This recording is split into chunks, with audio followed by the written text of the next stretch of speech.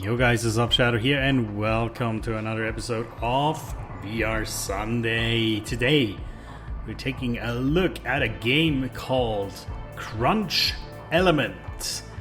So this is... How do I describe this game best? Let's say it's a breach and clear 1 to 4 player single player or co-op game, depending on if you have mates to play with, of course. It's a shooter in where you have to breach a compound, kill people, terrorists presumably, and deactivate a bomb and then get out. So very, very basic gameplay description, I would say. It kind of reminds me of Rainbow Six Siege, I think it's called, yeah. And we're gonna take a look at it right now. So you basically, what you do is you choose the loadout you want to have on your mission, then you select which level you want to play. Right now there's 2 level types, well 3 if you count sandbox. There's a day and a night level. Both are procedurally generated, so they're random each time pretty much. So yeah, you get different layouts. It kind of feels the same sometimes, I have noticed over a few gameplay rounds, but still, you know, a bit of randomness is always nice. And then you go in and you complete the objective, and how you do that is obviously up to you. And the big thing in this game is that almost everything is destructible. And you can destroy it with the appropriate weapons. So for example, thin sheets of plywood and stuff you can just gun through with your machine guns, and for the concrete walls you can either place charges or use a grenade launcher to blow these up. Now, the core gameplay loop is, again, quite simple. Choose a level, go in, do the thing, get out again. And I mean, it's an early access game, it just came out like yesterday, I believe. So for an early access game, I guess there is not that much more to be expected right now. But of course, the core gameplay loop is at the moment a bit basic.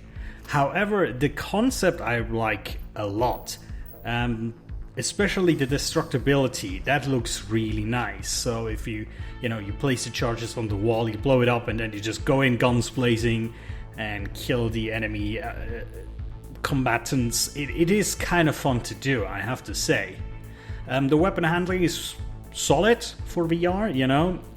You grip the weapons one hand, two hand. It makes a difference from the recoil. I'm pretty sure, at least with one hand, it always feels like you're spraying all over the place. So that's pretty good. There's a bunch of different weapons, although to be fair, they don't feel that much different. There's like 2 different pistols. One is it doesn't say a PPK, but it's what it's supposed to be, and the other is a Desert Eagle, so a smaller one with a bit more bullets in the mag, and the other one is a big heavy pistol, more damage but less bullets. And then there's a bunch of different like AR variant kind of rifles with holographic scopes on it, or well, holo sights, whatever you want to call them. Yeah, but right now there's not much more than that. I think there's like 5 or 6 different rifles, 2 different pistols, and then for the explosive slots you can get a grenade launcher, you can get thrown grenades and charges.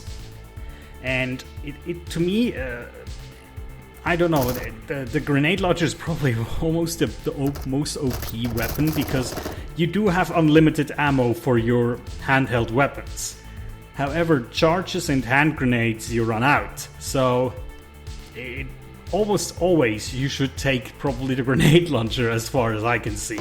So what I can say positive about this early access game, the concept I really like.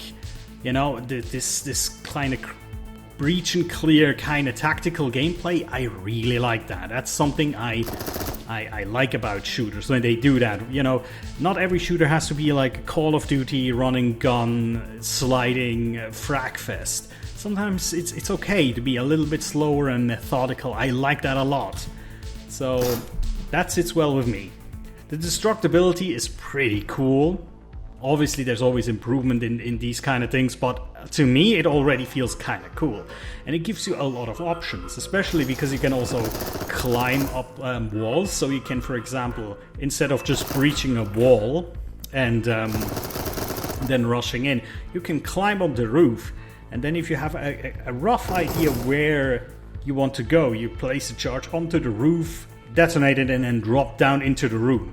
So that's pretty cool. And of course, if you play this with more players, it's gonna get even more interesting, I'm sure.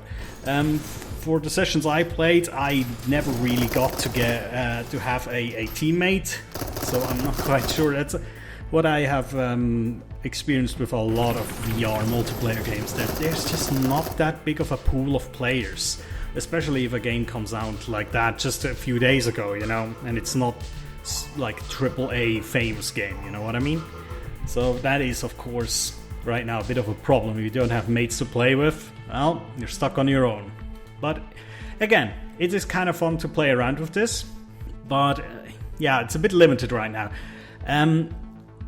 Problems that I have encountered, I wouldn't call it problems. I just would say things that I didn't like that much.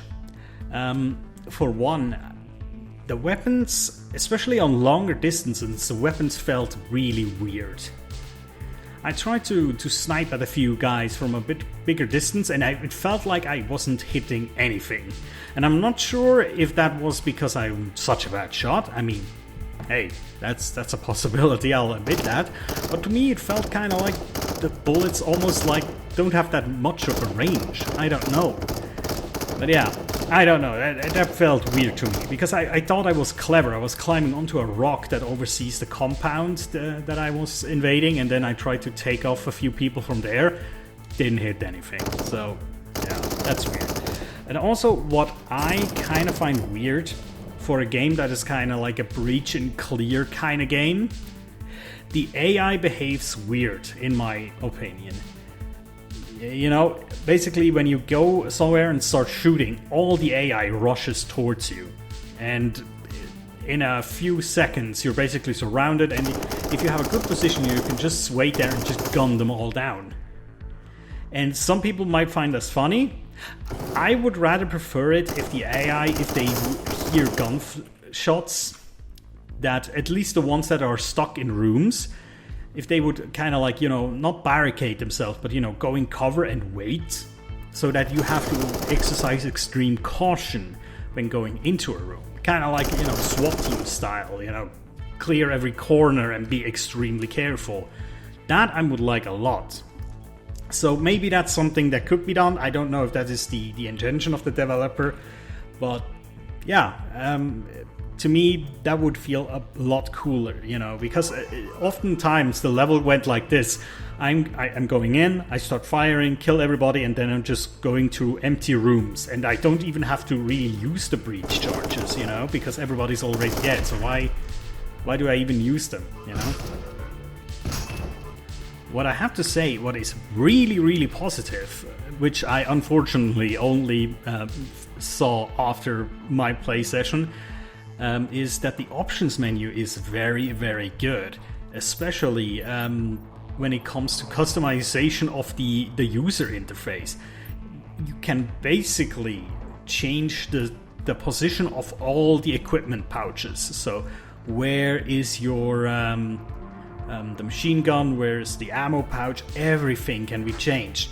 You know, you can change it for left-handed use. You can technically, I haven't tried this because I think if you don't set it correctly, it's gonna be really difficult, but you probably could put weapons on your back if you wish so. So I like that. That's a lot of customization that other games just don't have, and it looks so simple. You just drag these bubbles around to where you want them to be, and then you save. Easy peasy.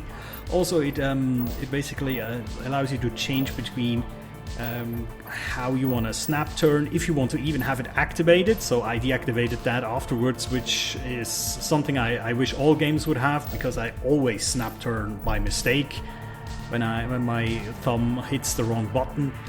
So yeah, the options when it comes to like locomotion are really good. So that is something that is not, Often especially in early access games, oftentimes these like comfort options are completely ignored. So hats off to the dev. That is a good idea.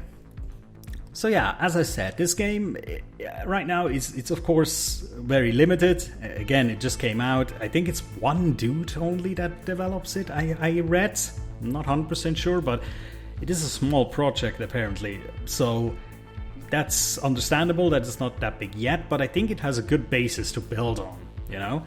I can see, for example, putting in more weapons. I would really like to have a sniper rifle, especially if you play with buddies, you know, with other players. So one player could have a sniper rifle and then climb somewhere up on a rock and just, you know, provide overwatch fire, taking out people on the roof and stuff like that. I remember back in the day there was a game, I think it was called SWAT Team Tactics, something like that. And then in that game you basically also did like a clear and breach, but it was very, you know, focused on correct procedures. So you couldn't just spray and pay people down. You had to kind of go in and shout police, and if they draw a weapon, and then you're allowed to shoot. And I know there was a sniper as well in that game that basically whenever he saw something, he basically said, oh, I got something. Then he got the video feed of what he's seeing, and then you could say take the shot or not. So that's what that was like the first thought that came to mind when I was thinking about what could you add to the game. Sniper rifles, for sure. Also different kind of weapons, you know, shotguns maybe, a bit more, yeah, you know, all kinds of different weapons. Right now it feels like to me, again, not a weapons expert, but it feels like to me there's like 5 AR variants and that's it. And I'll put some other iconic stuff in, like an AK, for example. That's always a good idea, isn't it? Or, I don't know, well, the one gun actually kind of looks like an MP5, but, you know, stuff like that.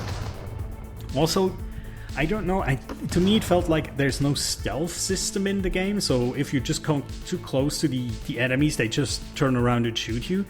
It would be cool to have a little bit of a stealth system going, I suppose, because that would give you another option, you know, how to proceed. Especially during the night missions, you know, climbing onto the roof and silently taking a few people out, infiltrating the compound. But most of the time you start shooting and then, oh yeah, okay, he saw you before you were too close and now the whole compound knows you're here. I don't know. Stealth systems are difficult to do, especially in VR, I suppose. So, I don't know. It's just an idea. And of course, another thing that would be nice is more levels. I know procedurally generated, yeah, I know it's random every time, so there's technically infinite levels, but I mean different like type of levels. Right now you just have the flat compound thing, and that's cool, but I think there could be more possibilities. You know, maybe like a multi-story building, like a 5-6 story building, and then you could decide, do you want to enter this from maybe the rooftop by a zip line or something and go from top to bottom, or do you enter from the main doors and go from bottom to top? But then again, that would have to kind of coincide with an AI change that doesn't let the AI just rush to you at the first sight of danger. You know, so that you could really go to a whole level, breach and clear, and that would be so interesting, I think. But yeah. Also, maybe, I guess for a few people, there needs to be some sort of progression, or at least some sort of scoreboards or something that keeps them interested. Because people like me, I kind of like sometimes to just do a breach and clear for like half an hour, and then that's fine. And then maybe a week later I'll do it again.